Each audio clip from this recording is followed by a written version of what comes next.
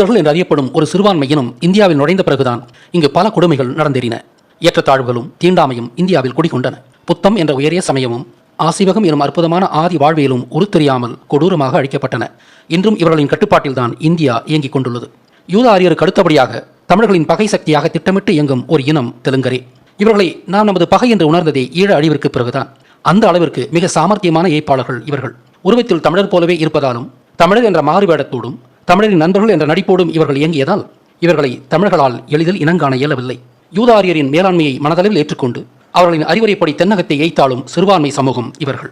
தமிழ்நாடும் இந்த யூத தெலுங்கு சிறுபான்மை சமூகங்களின் கட்டுப்பாட்டில்தான் கடந்த 900 வருடங்களாக இயங்கிக் கொண்டுள்ளது.